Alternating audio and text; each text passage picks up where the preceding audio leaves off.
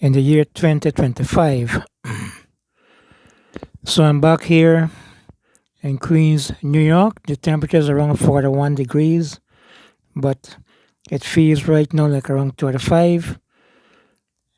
I was on the road this morning and it feels a bit chilly. So today is budget day in Guyana, and I know a lot of politicians and members of the public. I don't know what time it's going to be starting, but I'm home today. I'm going to see if I can listen to Ashley Singh and his budget, and maybe we probably talking about 3 hours of speaking. So I look at the different press conferences, but I only want to be. I'm going to be short and quick today. I know. I noticed my video with James Bond endorsing Orphan Ali. It gained quite a amount of views. So I wanted to hear Jagdeo's take on that, and of course Jagdeo didn't fail to disappoint. He started off by comparing James Bond, the rise of James Bond, and Kwame McCoy at the same time, because according to what Jagdeo was saying at one time, Bond, I don't know if Bond was used to be attending PYO meetings. I'm not certain of that, but that's how it looks like to me. But he compared the rise of Kwame McCoy in the trenches and the PPP. If I remember, Kwame came from the Good and Green Party.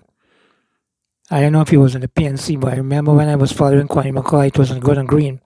This is the first time I heard Kwame McCoy's name. And Jagdeo was saying Kwame now is a minister.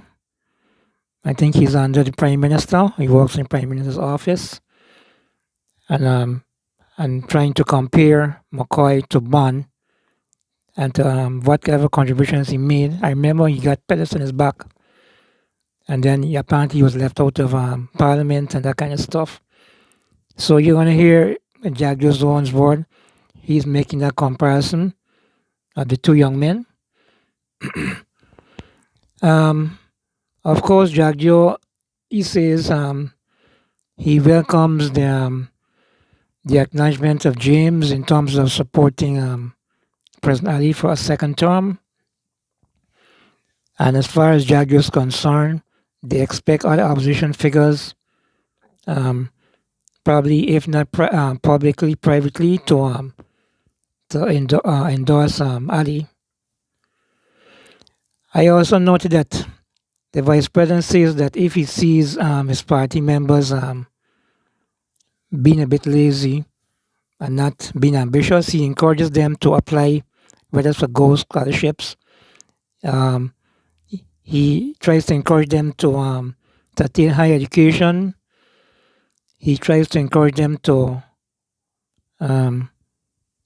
to apply for a piece of land and also to apply for government contracts.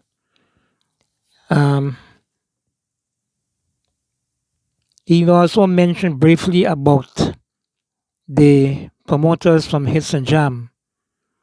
I know that school in London, the Bamia, I don't know if it's finished completely, but I saw a photograph of it.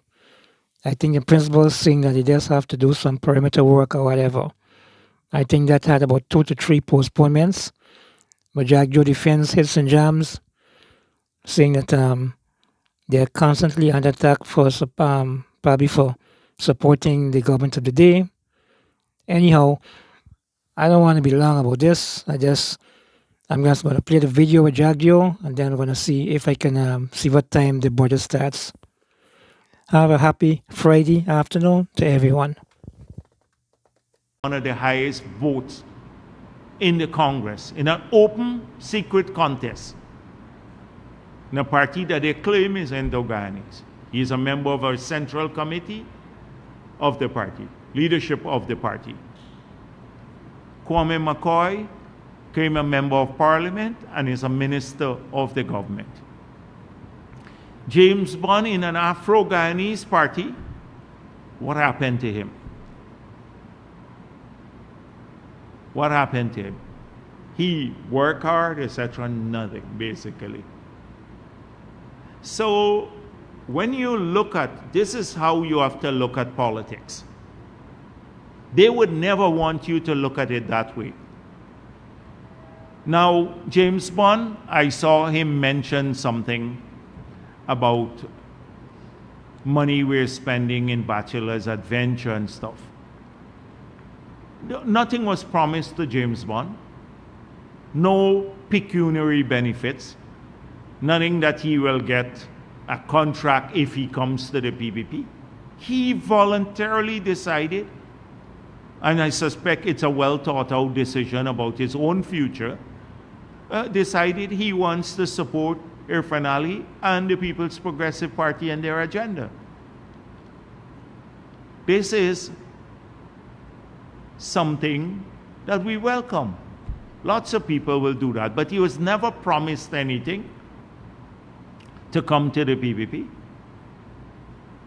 And so for those who are running them down and saying, oh, he's a slave catcher and all kinds of things, house slave, etc., the vilest thing said about people, because they choose in their own lives to, at some point in time, make an assessment as to what is good for them themselves. They get vilified by these lunatics, racist lunatics out there. So we have a support base. We're not giving up on our supporters. We've made it clear. The PPP supporters who stood with us, Indo-Ghanis, Amerindians, etc., we've all fought for them. But we made it clear that we welcome new people to our party. And once they come in and believe in what we believe in, and they fight for freedom and for progress, and they subscribe to our ideals, then they would be welcome in our party. That makes us stronger for the future and stronger for those who are with us now. And our base understands this. Nobody gets promised money to come to the PPP. But what's wrong with people who are PPP people across this country getting benefits from the government too? Some people say, oh, that's a PPP man. We are saying to people, anybody in this country, apply for a scholarship, you'll get one paid for the government of Ghana. When I go to party meetings and I meet party people, I'd say, why the hell are you trying to get a scholarship too? If they hear me there, it's not like a Valda Lawrence kind of story, only for you, because we're promoting it at the national level, but I want party members, I push them. I want them to succeed. I want positive people in the PPP. I'll push them too to apply for the house lot, to get the scholarship, and if necessary, help them along the path too. Why shouldn't they apply for contracts too as Guyanese when other people are doing it? So when we're in government, we must say, oh, to avoid the Starbuck News and the others saying you're PPP and getting a contract, only APNU people must get contracts now. So that's what we should say. It's pure nonsense. So we have no apology for making to make to anyone for PPP people benefiting too from everything. But when James Bond or many others who come to us, they're not promised anything. But what if they benefit? What if they benefit? We've seen what has happened with some others. Every day they're vilified, the hits and jams people. Every day they're vilified because they got some work. So this is an issue here that will see many more. And why is it people are leaving them? You will see for yourself. Nobody wants to be associated with a dead movement, a moribund movement. And that's what the PNC and AFC are. And selfish, elitist, they're only for themselves. Everything is for themselves. So I saw this issue, the James Bond issue, in this week in the media. So I wanted to address that matter too. I had spoken about the Aubrey Barker Road.